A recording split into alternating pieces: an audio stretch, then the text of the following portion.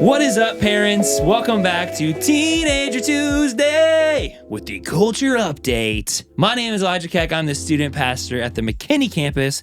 Also from the McKinney campus, our guest today, drum roll please, it is Katie Rochwick. Hi. Hi, Katie. Excited to be here. How you doing? It's so great. She seems very awkward about this right now. I feel awkward. Well, you're going to be great. Katie is the culture expert on our staff. She knows culture. So I'm going to challenge you on how well you know culture. Parents, if you guys are driving, you guys can still do this, but don't write anything down. But make sure, try to take this test yourself, see if you can get all the right answers, because it's time for your favorite segment, Slang of the Week. Slang of the Week. I do my own little songs in this. Have you ever listened to this? This is really good. I listen to it every week. Every week. Yeah, that's not on every week, so... All right, here we go. Slang of the week. I have a couple slang words that students either have said in the past year or it's kind of a new thing. And I'm going to challenge you to guess what they mean. Okay. I will use it in a sentence also. Perfect. Okay. First one is this. Heathers. Initial thought, I have no clue what this is. Okay. You want me to use it in a sentence? Yes. Oh, those girls over there, they're Heathers, dude. It's like the Karens of high school. Kind of, yeah. Okay. It's like the group of girls, like the basic girls. You know what I'm saying? Okay. It's like that group of girls at school that's like, man, they're just the base. It's like the Chads. Oh. We're saying a lot of stuff that maybe you don't understand right now, parents. But we're just saying names. But Heathers is pretty much that basic girl group, that popular group at school. Okay. It's kind of a derivative of that TikTok that's like Heather. I do know the TikTok, which Yeah. is where I was going to go. Yeah, there you go. Cool. All right. What about this one? Lives rent free. I know this one. Okay. Rent free in your head. Yes. So it means that it's just always there. Yeah. Yeah, I agree. I think you'll hear this a lot with like talking trash, which your husband's great at. He talks a lot of trash, and he'll say something like, I'm living rent free in your head right now, which just means I don't have to do anything. I'm like, you're like, I got your brain. Like, you're not thinking of anything else but this one thing. Yeah. So maybe your student's talking about school or a relationship that's living rent free. A boy. A boy. That's right. They don't have to pay. So, all right. There. I think we'll give you the first two. Second one, pick me girl. These girls are also, the term means that they're like annoying. Can I say that? Pick me girl, it means she just wants to be picked. Wants to be picked. She's like annoying. Like she. Yeah. It's a girl it's a girl that's like over the top. Like center of attention, but annoying about it. Yeah, it's trying to be like the main character of everything. Like, oh my gosh, look at me. It's all revolves around me. Choose me. Yeah, pick me, when girl. I hear students talk about it, it's most of the time they're saying that this girl is like always around like the guys and wants them to like give her attention. It's not a good thing. You don't want to be a pick me girl or a guy, I guess. I don't know if that's a thing. All right. We got a 3 for 3. Parents, I hope you're doing good. Next one. This is kind of an old one. I think parents will get this one. But birds. I can use it in a sentence. Yeah, because I'm thinking like Man, like Susie's a bird, man. So it's a good thing. Yeah. Maybe. Yeah, it is. I heard students talk about this of like a bird is someone who's a player. So I think I'm completely wrong.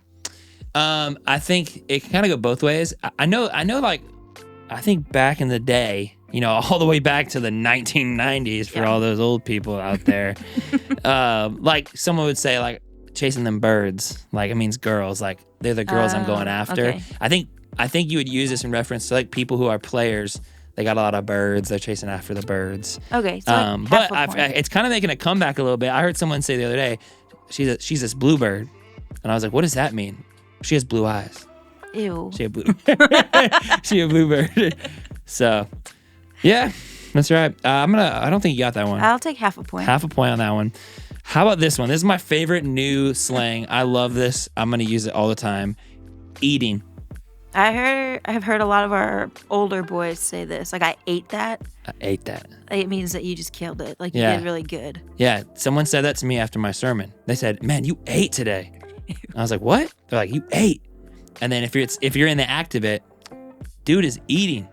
He's eating right now. That means you're just crushing it. You're doing good. I don't know why they say these things, but they do. So anyways, that's slang of the week. I hope you did good. Parents, take that test. Make sure you pass it. You maybe use some of these words this week. You know, so let me just help you. You could say, how about them Heathers at school? Are they living rent free in your head? Those pick-me girls, am I right? How are the birds doing at school? And then you'd be like, are they eating? Or did you eat that test up? I don't know. That's not good. Sorry. Word for word, say that to your kids. Word for word. All right, I want to talk real fast. There's 2 apps I want to talk about. The first one is Twitter. If you don't know this, Twitter had a change to X. It's what it's called now. So if you're like, what is this app on my student's phone called X?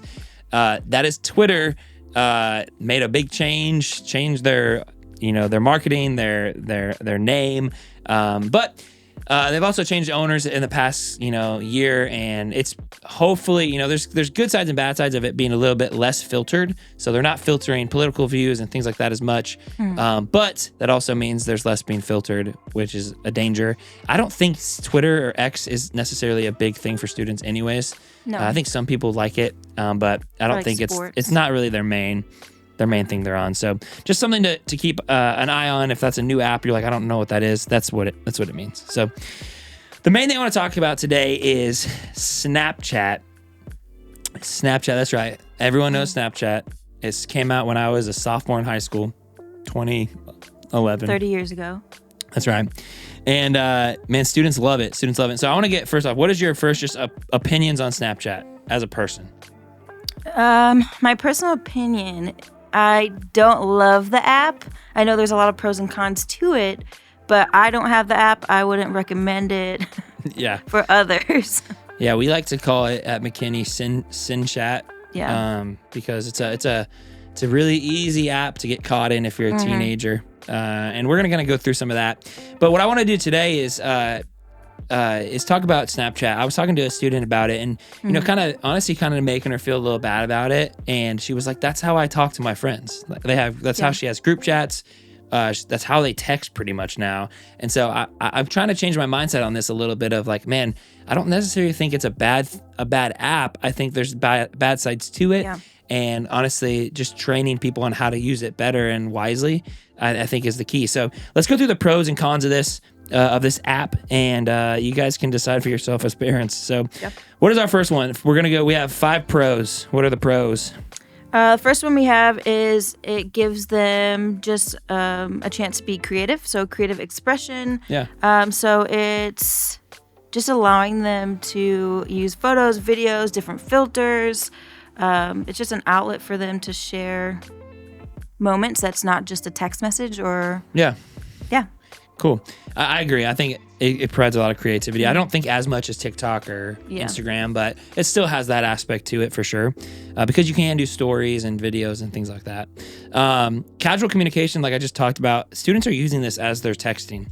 Like this is what they do to communicate with each other now. It's just what it is. And so I have an understanding like, man, this is an app that students are using to communicate primarily to all their friends. And so to just take it away and just say text your friend, that's a whole thing, because they're missing friend groups, they're missing conversations. Not saying you can't do that. I'm just saying it's bigger. It's probably bigger than what you think it is for them in terms of communication. So it's big. Yeah. Next one is privacy control. So there are features on Snapchat that allow them to pick who can view their stories. I know that is an option. So if they want to, they can have like a private story and only put a select amount of people on there. Yeah. Which can be dangerous too. It could be a pro / kind of a gray area to that one, but so they have more, again, chances to be more expressive and have people watch that. It's kind of like how Instagram has private and public accounts. You can do that with Snapchat for sure. Real-time sharing, I think, is a pro. I mean, I think it's a great way for, like I said, group chats. Like people can just be kind of with each other on this app in real time, sharing videos, sharing what's going on at school, what's going on at their house. Like they can be sharing what's going on in the moment, and it's not this like long text or this video that they have to send, and people don't feel as involved. So it has good real time sharing for sure. Yep. And then filters and lenses. This one's cool because there's new ones, I feel like, every week. So they're not getting bored, but it just, again, gives them more opportunities to be entertained and creative. Yeah, and I think all the pros kind of come Yeah. with cons. Like, I think filters can be a con for sure, of like having to filter things and you know, Like having bringing the on opportunity. insecurities with the makeup filters and all the things. For sure. So let's go to cons. I think there's a lot of cons with this app. Yeah. I'll start with the first one. Short-lived content. It's self-deleting. So when it comes to content, it's harder for you as a parent to monitor what's going on because it deletes the messages. And so I think that can definitely be an issue, something that you want to keep an eye on of like, man, that is one of the issues with it. And you can cause a lot of inappropriate things and harmful things that can be shared and deleted. So there's no evidence of things being said, you know. What else? Another one is cyberbullying. I think just with social media and how big it's gotten, I think we see cyberbullying a lot more. But with this, since it's so temporary, again, it's a lot harder to keep people who are bullying accountable because it gets rid of it within like 30 seconds. I didn't do that. I didn't say that. Yeah. Well, there's no evidence, so we don't know, you know. Whereas a text is a little bit more permanent. I'll kind of go to the next one. Inappropriate context or content and exposure. I think it's pretty easy to get on any app. It's really easy to find things you shouldn't see and shouldn't be looking at. And Snapchat is just another one of those that it's going to be easier to find people that they follow and different groups that like, man, they just should not be looking at some of that content on that app. So just being aware of that there's content out there that they shouldn't see, and it's not as private as it might seem. So what else? Though I think the last two kind of tie into each other, but this one is just false sense of security. So believing that because their Snapchat should disappear, that they will right away. People can screenshot, and there are tricky, creative ways to screenshot without even knowing it on Snapchat. But they don't understand the consequences that they're going to have because they think that this is going to be gone. So that one kind of leads up to yours, the last one. Yeah, there's actually two, but it kind of, I mean, sexting and privacy concerns, obviously, this is something that I think a lot of students deal with. This is a generation that has to struggle with this because it's something that's just so prevalent of sending inappropriate pictures, and especially with Snapchat where it deletes it. Like I said, it's this ability to go, well, they're not going to share. I'll know if they take a screenshot. Not all the time, and it can definitely be an issue. Yeah. It is an issue. We talk with students all the time about this, of like, man, like they get caught and pictures get out, and then they're like, well, what happened? You're like, well, you sent a picture of yourself. So yeah, I think that's just another reason to just be aware of what this app provides for students and alleyways that they shouldn't go down. The last one is limited parental control. Like I said, it's self-deleting. It's harder for that parent content for you to see everything that's being sent or understand who they're talking to and what they're talking to. So just be aware of that as parents. But then the kind of last thing is this, just as a tip for this app, I think everything can have pros, everything can have cons. I would just be wise as a parent. Understand your students with the app. It's not just knowing the app. It's not just knowing your students. It's knowing them, how they're going to function together and the friend groups and the people they're talking to. And so be aware of this, be smart, and don't feel like just because it might be a bad app that your students are bad because they have it. Yep. You know, use it wisely, trust them with it, give them a chance for responsibility, and then set expectations. I think that is a huge one.